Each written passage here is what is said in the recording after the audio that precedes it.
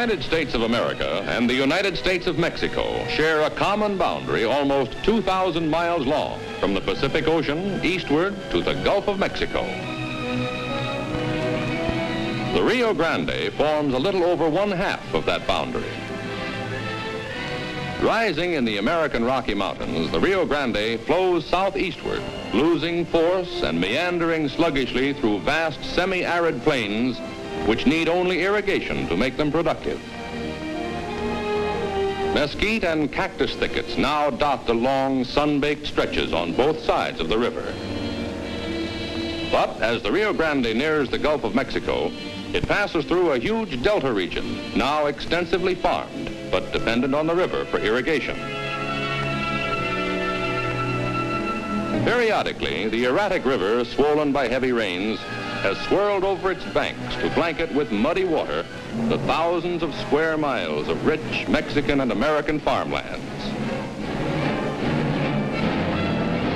Homes, too, are engulfed by the floodwaters, which, when they recede, unfold a tragic but age-old story of desolation along the Rio Grande.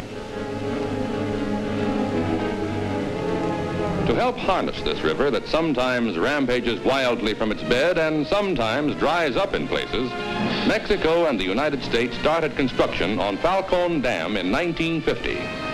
Its building has been a work of international cooperation, the latest achievement in the long history of the two nations working together to improve and develop their common border. Side by side, Mexican and American workers constructed this first of several Rio Grande Dam projects, planned to provide irrigation, flood control, and hydroelectric power for the region. The project was under the supervision of the International Boundary and Water Commission, United States and Mexico, which since 1889 has worked successfully to resolve common border and river problems. All construction costs are shared by the two countries in proportion to the water and benefits they will receive. The dam, backing up a man-made lake which someday will stretch 60 miles long and 11 miles wide, is ready for dedication on October 19, 1953. President Dwight Eisenhower of the United States arrives for the ceremonies. Passing between an honor guard of American and Mexican soldiers, the President crosses the 5-mile-long dam to visit Mexico as a guest of its President and the Mexican people. In the border town of Nueva Guerrero, 2 miles from the end of the dam, Mr. Eisenhower and President Adolfo Ruiz Cortines meet and shake hands warmly.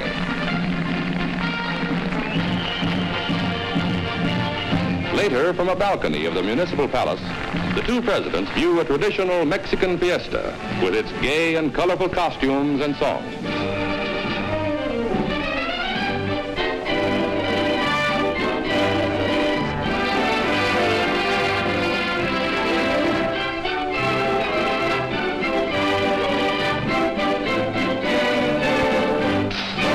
After the fiesta and following a luncheon at which Mr. Eisenhower in turn is host to President Ruiz Cortines on the United States side of the dam, the two presidents ride together to the dedication site.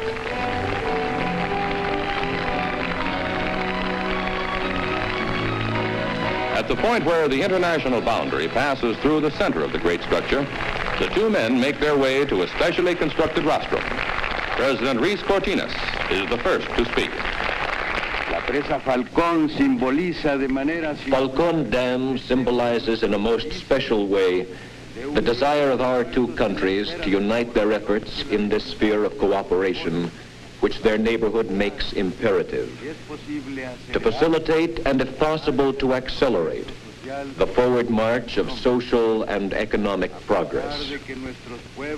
Notwithstanding the fact that our nations are different in character, customs, and resources, they are good friends because they have learned that the principles of mutual respect and understanding cannot be confined within the boundaries of any nation, but rather possess a universal value which applies to personal relationships as well as to the relations between states. Mexico and the United States are not alone in this friendship. 19 other American countries, our sister republics, share it with the same rights. because they rose to freedom as we did, in the most amazing flowering of nations recorded in history. La más sorprendente floración de naciones que registra la historia. Washington, Jefferson, Lincoln, Hidalgo, Morelos, Juárez, Bolívar, San Martín, Martí, and many other leaders in each of the countries of this hemisphere charted the course of independence and freedom of our republics. I wish to express my most cordial and sincere wishes for the prosperity and greatness of the United States of America, its government and its people, and for the health and well-being of its chief executive, my illustrious friend, President Eisenhower. Mi ilustre amigo, el señor Presidente Eisenhower.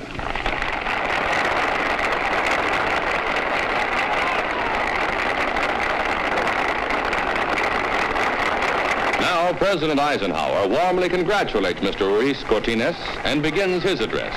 To you, President Luis Cortines, permit me to address my first thought. As we meet here to dedicate this great structure to the use of our two peoples, I prize the opportunity of meeting you personally. Such works as this are created in the hearts of the citizens of two nations, citizens who respect and believe in one another. They are brought with the most precious coin in the world, the goodwill among peoples. I pay my tribute then to the men who really created this work, the citizen of the United States of Mexico and the citizen of the United States of America. Ours is the imperishable spirit of free men, unswayed by the cheap promises of totalitarianism, undismayed by its blustering threats. Our common purpose is the pursuit of a peace that is productive and lasting. We seek indeed that age whose grandest monuments are not built to honor military or physical accomplishments, but rather those very different monuments. Schools to teach our young, hospitals to heal our sick, roads to bear our commerce, power to give warmth and light, religious institutions to rouse the spirit, and the structure of abiding peace in which men may faithfully seek all that is good, all that is noble in life. We confidently believe that such purposes continue to grow throughout this hemisphere. Especially, Mr. President, we believe that your nation under your leadership is growing in that thought and in that purpose. We humbly believe these purposes to be worthy enough to ask the blessing of the Almighty upon our peoples as we seek, with prayer and patience, their full attainment. My friends, thank you very much. An historic moment. The presidents of Mexico and the United States of America solemnize this latest of cooperative achievements between the two neighbors, unveiling memorial monuments bearing bronze replicas of the great seals of their countries. From identical power plants on each side of the river will come 250 million kilowatt hours of energy each year for industry and homes in both countries. And most importantly, Falcon Dam, through its flood control and conservation of water, will eventually provide irrigation for some 600,000 acres on the American side of the river and about 700,000 acres in Mexico. Water on the land, water to reclaim desert wastes and to regulate the irrigation of the rich lower Rio Grande Valley.